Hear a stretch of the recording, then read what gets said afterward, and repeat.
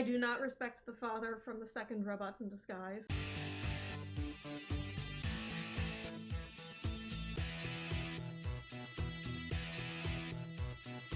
Hello, and welcome to the Afterspark podcast, an episode-by-episode recap of the Generation 1 Transformers cartoon. I'm Els. And I'm Specs. And today we're going to be talking about episode number 52, Triple Takeover. Let's talk about giant robots today, shall we? Yeah, boy, we shall. This one's a doozy. Oh, yeah. And today, on the Transformers, we open with the Decepticon spin on Mount Rushmore! With Blitzwing, Astrotrain, and Starscream shooting into a random mountainside, somehow carving 4 faces while doing this. They're surprisingly good artisans with their guns. Is this a recognized art form on Cybertron? Is it like chainsaw ice sculpting? The 4 faces naturally include themselves and Megatron, probably so Megatron doesn't shoot them if he catches them. Except immediately afterwards, Starscream says some disparaging things about Megatron and shoots at the rock face, leading to a horror movie makeover on Megatron's bust before obliteration takes it. So they're just idiots. So much for my theory. It's for the same reason that Yzma has, like, busts of Kuzco that she smashes. I see. It's a way to take out their aggression. Probably, yes, I think so. As they fly back to the Decepticon base, the three discuss overthrowing Megatron. You know, definitely a casual conversation that Decepticons have with each other. Well, I mean, considering that the name has deception in it, probably yes. I mean, like you do with your buds. This is obviously a thing Decepticons do, it's just spitballing. But unbeknownst to Starscream, the other two intend to take him out as well. Sometime later, in some big-ass tunnels, Starscream is leading Megatron into the trap. Why would humans make tunnels this big? Not even our sewers are that big. Megatron does call it a sewer, so I assume it is man-made. It's an exceptionally clean sewer. It looks positively sterile. Megatron says something about reinforcements, and Starscream protests because it's their mission. So, is this a date? What did Starscream say to him to get him to come out here? Want to do filthy things in a filthy place? And then it ends up being the cleanest sewer in the world. Can't win them all. Also, of course, Starscream wouldn't want to get any dirt anywhere. Obviously not. The trap is sprung, freezing Megatron at absolute 0. Starscream gloats because obviously he has planned for this, but finds he's trapped as well. Curse your sudden and inevitable betrayal. Now, in a football stadium, Blitzwing comes crashing in while in tank mode. He seems rather enamored with the battle simulation arena.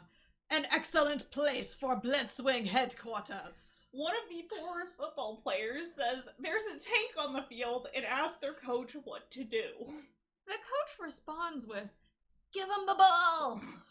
They throw the ball into Blitzwing's cannon and he shoots it at the scoreboard, getting 2 points. He transforms and says, "I win!"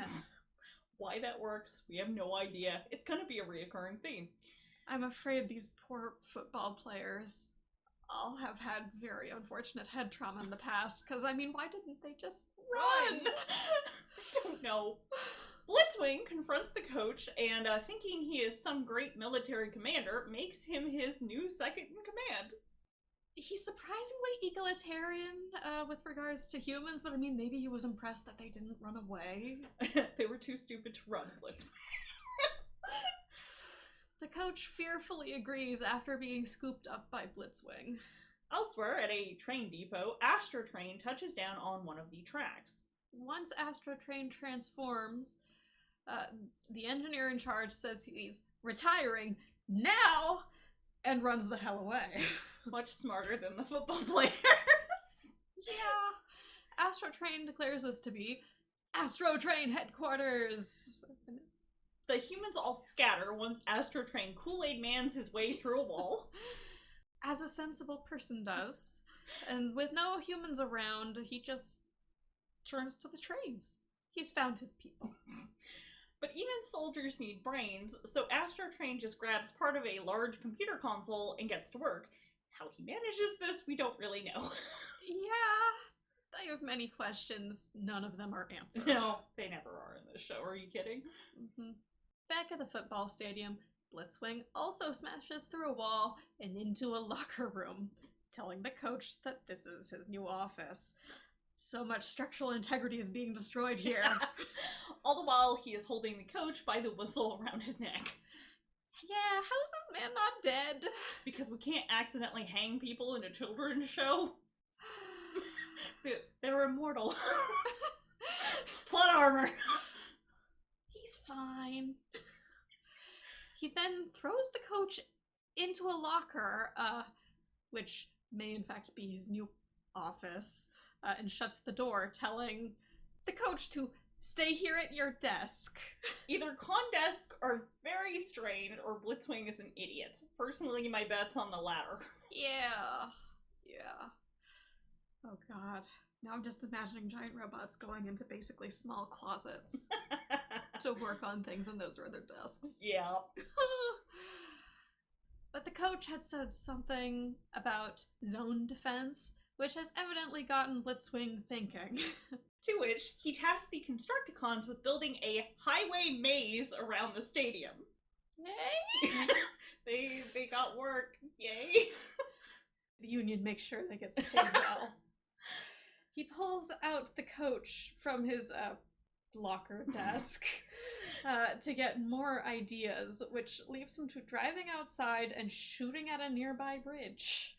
No, we're not really sure either. And then finally, 7 minutes in, we get an Autobot. And a Toist, who saves one of the humans in the cars that fell off the bridge, which I think it's a bridge over water, so... Blitzwing awards himself 5 points for this on the scoreboard. What are the rules for this game? No one knows, and Blitzwing's not telling. While Blitzwing is busy being a terrorist, bombing the rest of the freaking city, because instead of just bombing the bridge, she is throwing bombs all over, the Autobots move in. Our Blitzwing team for today is Prowl, Bluestreak, Skids, and Trax, and Skids even gets a line today.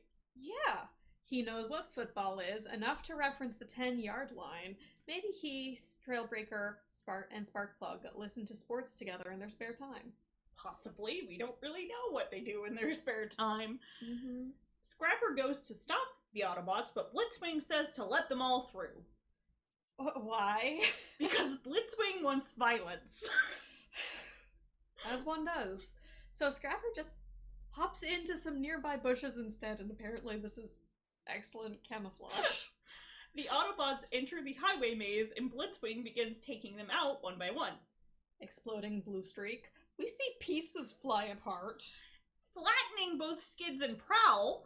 Maybe this is why Skids never shows up again. Which is wild if so, because Prowl definitely looks worse for wear right now, and he shows up again. Yeah. And also flattening Trax, who for some reason wasn't flying. Why wasn't he flying? I mean, giving them recon from the air could have been really useful. That would have made a lot more sense. This show's not known for its sense. That's true. Blitzwing arrives back in the stadium proper and awards himself 10 points per Autobot for a grand total of 47 points. How did he calculate that? I have no idea. 10 points per Autobot. Yes, but 10 points and ending with 40... Oh, hold on. This is... He already had 7. Yes. Yeah. Meanwhile, Astrotrain is getting his train soldiers to swear fealty to him. Which they can't talk, so they honk, presumably in agreement to his terms. Honk. I don't know. I'm sorry. It's a really stupid image to me. It is very silly. Yeah. Astrotrain transforms and leads the other trains down the tracks and into a tunnel where he sets them to gathering energy. But these trains aren't too bright, so he has to micromanage them. Or attempt to micromanage them. It's so hard to get good help these days. Back at the stadium, Blitzwing now has 117 points, meaning obviously that he's taken out another 7 Autobots that we never see. Blitzwing calls Scrapper to ask how big their zone defense is now, and Scrapper doesn't know and informs us that the rest of the Constructicons are lost inside. Not that Scrapper can be bothered right now, because he's making art! Out of corpses. I know they're only knocked out or whatever, but they definitely look dead right now, so corpses. Well, they definitely took that part of his bio. Very new throne! And Scrapper's trying it out himself. Oh god, people furniture. Powerglide flies over and spots this art installation, calling Smokescreen and Hoist with the location of the missing Autobots. And he does what we said Trax should have done, giving the other two directions as they enter the maze until they reach Scrapper. Smokescreen provides cover as Hoist lassos the others to safety. Astrotrain is still chugging along when Thrust arrives to ask if he's still working on the railroad. Thrust calls him a choo-choo.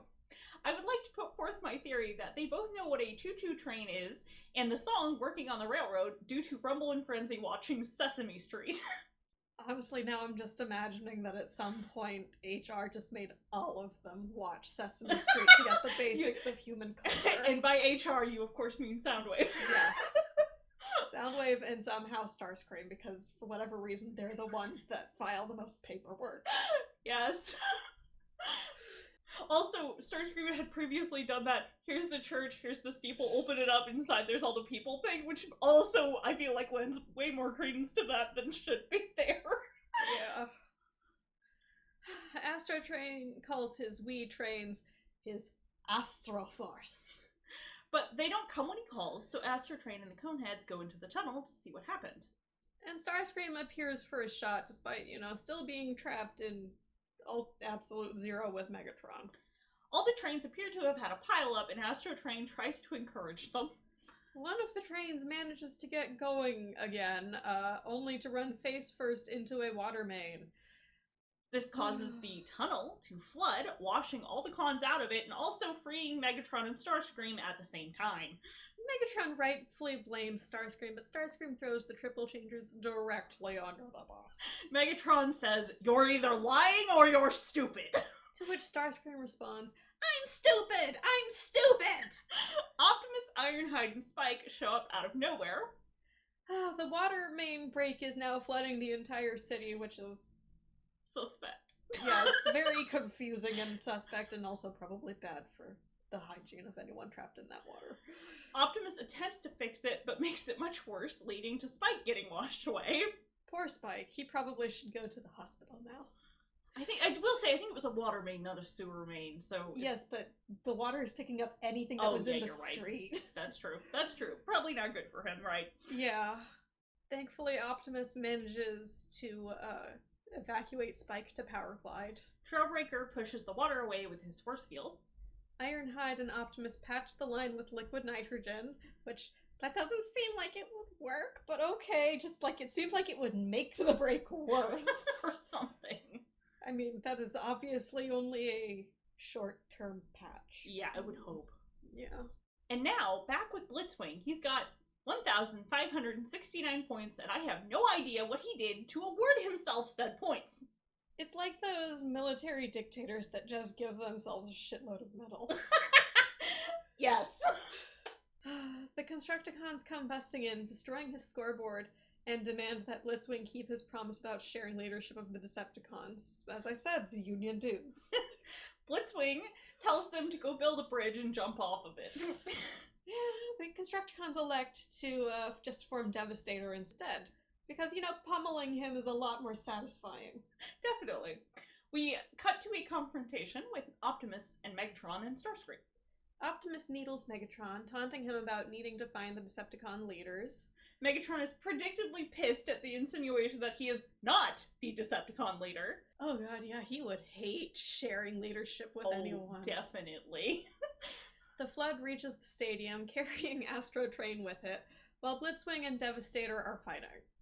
And it's an all-out brawl between the three of them until Megatron shows up and bangs Astrotrain and Blitzwing's heads together. Devastator, however, continues to rampage until the other cons have to work together to take him down.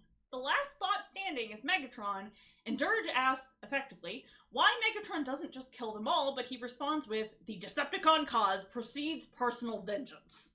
The cons all fly off, and Ironhide says Prime was right, Megatron took care of the Decepticons for them. Something about there only being one great leader, though, and the Autobots used in Scrapper's throne decide to recreate it in honor of Optimus. That's not creepy at all, is it? Oh no, it's so creepy. Optimus thankfully turns this down, saying thrones are for Decepticons. I did not need to know or want to know, or did not need or want to know that the Autobots have a human furniture kink, or Cybertronian furniture here, I guess.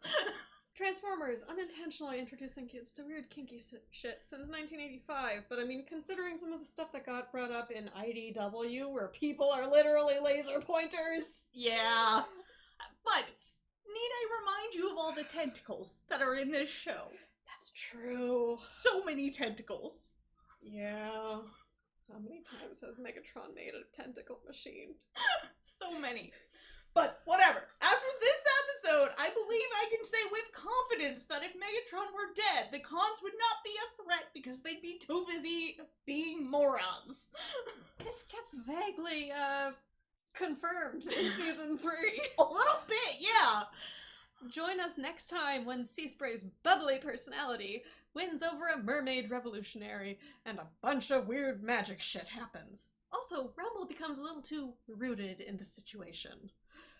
You better believe it.